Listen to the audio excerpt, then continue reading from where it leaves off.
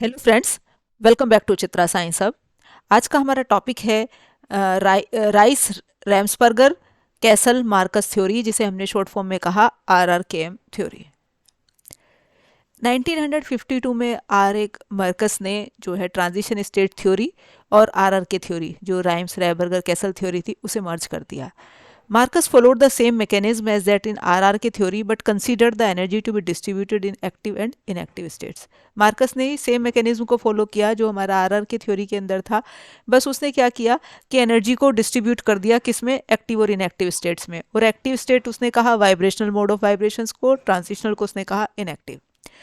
In RRKM theory, the individual vibrational frequencies of the energized species and activated complexes are considered. उसमें जो है मतलब individual molecule जो के भी जो है वाइब्रेशनल फ्रीक्वेंसीज को उसने कंसिडर किया।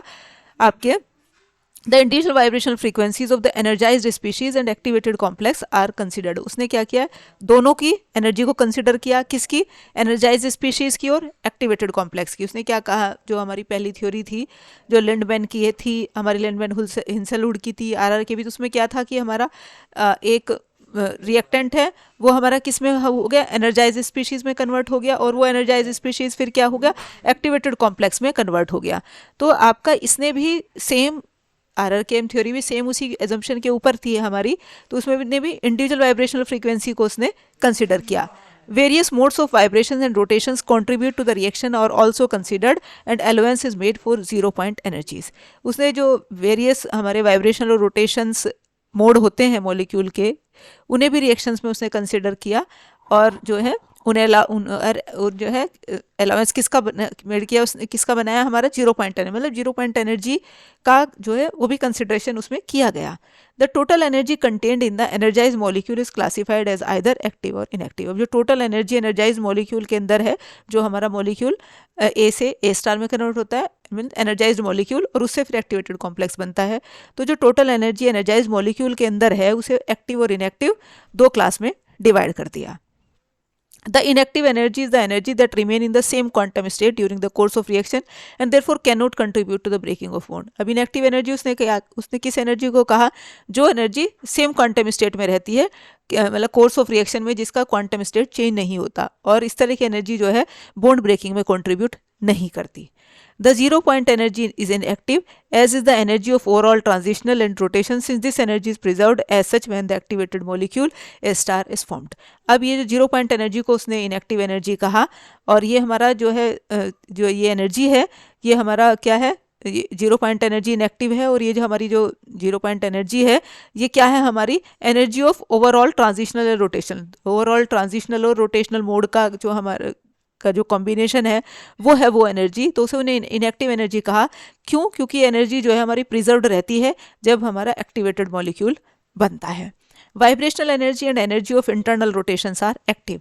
अब रोटेशन भी वाली भी उसने दो उसमें ले लिया, एक इंटरनल वाली, एक जनरल।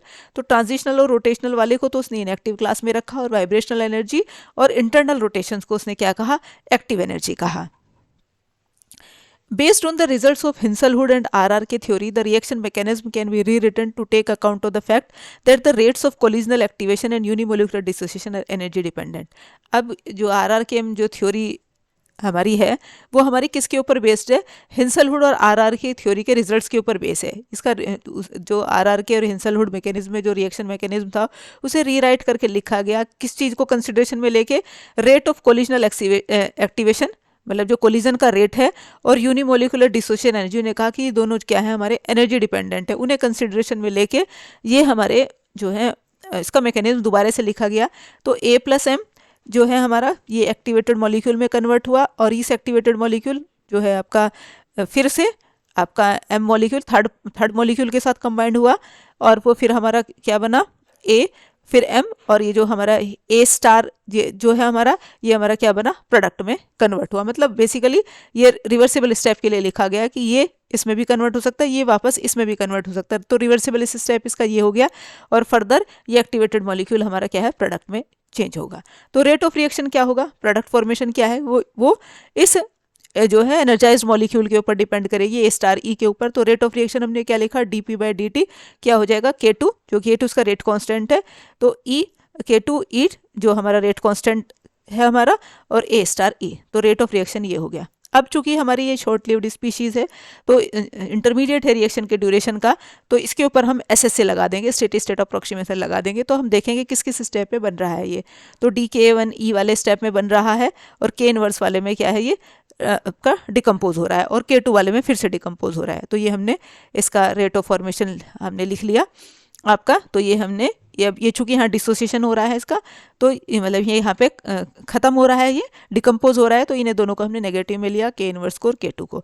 तो यह हमारी ये इक्वेशन निकल के आ गई। इस इक्वेशन के दूसरी तरफ ले गए तो ये इक्वेशन हमारी इस तरह से आ गई। अब हमने फर्दर अब क्या किया, हमने यहाँ से A स्टार E की हमने वैल्यू निकाल ली और इसे हमने क्या रख दिया इक्वेशन नंबर फर्स्ट में। इक्वेशन नंबर 1 कौन सी है, हमारी रेट ऑफ रिएक्शन वाली इक्वेशन। यहाँ हमने A स्टार E की वैल्यू उठा के रख दी, तो हमारी क्या निकल के आ गई, रेट क्या निकल के आ गया, dp/dt। तो ये हमारी इक्वेशन निकल के आ गई। The energization rate constant K1 is evaluated as a function of energy by quantum statistical mechanical treatment. इसका क्वांटम स्टैटिकल यदि मैकेनिकल ट्रीटमेंट कर दें तो एनर्जाइजेशन रेट कांस्टेंट K1 की जो है वैल्यू हम निकाल लेंगे, क्योंकि वो एक फंक्शन है किसका, एनर्जी का। तो हम जो है क्वांटम स्टैटिस्टिकल मैकेनिकल ट्रीटमेंट से K1 की वैल्यू क्या है, एनर्जाइजेशन रेट कांस्टेंट की वैल्यू इजीली कैलकुलेट कर सकते हैं। Over here the energy of the molecule is categorize into 2 component. अब तक के डिस्कशन में इसकी वजह क्या हमारा आउटपुट निकला कि हमने जो है एनर्जी को 2 कैटेगरी में डिवाइड कर दिया, fix and non fix component, where only the non fix component E star contribute to the reaction where free flow across the various mode of motion of the molecule is allowed. अब हमारे चूंकि energy भी हमने 2 उसमें कर दी आपकी, जैसे हमने मोड ऑफ वाइब्रेशन के बेसिस पे हमने देखा था कि आपके कौन से एक्टिव हैं कौन से इनएक्टिव हैं, तो इसी तरह से एनर्जी भी हमने क्या कर दी, फिक्स्ड और नॉन फिक्स्ड 2 कैटेगरी का हमने कर दिया। In general sense RRKM theory predict equilibrium between A star, मतलब ये हमारा एनर्जाइज्ड और एक एक्टिवेटेड कॉम्प्लेक्स। तो RRKM थ्योरी क्या कहती है कि इनके बीच में एक इक्विलिब्रियम है, लेकिन A स्टार और A के बीच में नहीं है, एनर्जाइज्ड मॉलिक्यूल और ग्राउंड स्टेट मॉलिक्यूल के बीच में नहीं है। हाउएवर एट हाई प्रेशर, लेकिन हाई प्रेशर पे क्या होता है, A स्टार और A के बीच में भी इक्विलिब्रियम पाया गया। तो transition state theory assume thermal equilibrium between the activated complex A and the reactant. अब ट्रांजिशन स्टेट थ्योरी क्या कहा उसने कि एक्टिवेटेड कॉम्प्लेक्स ए स्टार और रिएक्टेंट के बीच में भी हमारा क्या है, इक्विलिब्रियम है। This is much equivalent to assuming that the thermal Boltzmann distribution is maintained at all energies which is true at sufficiently high pressure. अब ये किसके एजम्पशन के बराबर हो गया, जो कि थर्मल बोल्ट्जमैन डिस्ट्रीब्यूशन हमारा ये कहता है कि एनर्जी जो है उसने वो क्या कहा कि थर्मल बोल्ट्जमैन डिस्ट्रीब्यूशन क्या कहता है कि thermal Boltzmann distribution is maintained, और कि सब एनर्जीज पे मेंटेन्ड रहता है वो हमारा हाई प्रेशर पे भी रहेगा। तो हाई प्रेशर पे क्या हो जाएगा, आरआर के जो मॉडल है वो ट्रांजिशन स्टेट मॉडल को अप्रोच करेगा। मतलब वो चूंकि हमारा क्या आरआर के मॉडल जो है वो दोनों का कॉम्बिनेशन है, किसका, ट्रांजिशन स्टेट थ्योरी का और आरआर के थ्योरी का। तो हाई प्रेशर पे ये किसकी तरफ अप्रोच करेगा, आरआर के थ्योरी की तरफ अप्रोच करेगा, तो सॉरी ट्रांजिशन स्टेट थ्योरी की तरफ अप्रोच करेगा हाई प्रेशर पे। अब चूंकि ये दोनों का कॉम्बिनेशन था, ट्रांजिशन स्टेट थ्योरी का भी और आरआर के थ्योरी का भी, तो ये आरआर के मॉडल जो है हाई प्रेशर पे ट्रांजिशन स्टेट मॉडल की तरफ अप्रोच करता है। अब कुछ लिमिटेशंस भी हैं आरआरकेएम थ्योरी की। A major difficulty in applying RRKM theory is that vibrational frequencies of the activated complex usually can not be estimated very reliably. अब जो वाइब्रेशनल फ्रीक्वेंसी है एक्टिवेटेड कॉम्प्लेक्स की, उन्हें इतनी ईजिली और इतनी आसानी से रिलायबली हम जो है एस्टिमेट नहीं कर सकते। एक तो ये ड्रॉबैक है। दूसरा, this theory implies that not all degree of freedom participate in the fragmentation of the complex. ये थ्योरी क्या कहती है कि सब डिग्री ऑफ फ्रीडम जो है वो फ्रेगमेंटेशन में हमारे इन्वॉल्व नहीं होते। मतलब कॉम्प्लेक्स का जो फ्रेगमेंटेशन होता है तो सब डिग्री ऑफ फ्रीडम इन्वॉल्व नहीं होते। जैसे उन्होंने कहा कि वाइब्रेशनल होंगे, रोटेशनल होंगे, ट्रांजिशनल नहीं होंगे। तो ये जो है इस थ्योरी का ऐसा कंसिडरेशन है, सब एनर्जी को कंसिडर नहीं किया गया। तो ये कुछ हमारे लिमिटेशंस थे आरआरकेएम थ्योरी के। अब हम देख लेते हैं इसके एप्लीकेशंस क्या हैं। तो the reactions whose mechanism have been successfully investigated using RRM के थ्योरी इंक्लूड, कुछ रिएक्शन के मैकेनिज्म जो है इस थ्योरी की हेल्प से सक्सेसफुली डिटरमाइन कर लिए गए। और वो कौन कौन से मैकेनिज्म है, आइसोमराइजेशन ऑफ साइक्लोब्यूटेन और आइसोमराइजेशन ऑफ साइक्लोप्रोपेन और dissociation of cyclobutane into 2 ethylene molecule. इन तीनों रिएक्शंस के रिएक्शन मैकेनिज्म आरआरकेएम थ्योरी की हेल्प से इजीली डिटरमाइन कर लिए गए। तो ये था हमारा आज का टॉपिक। Thank you.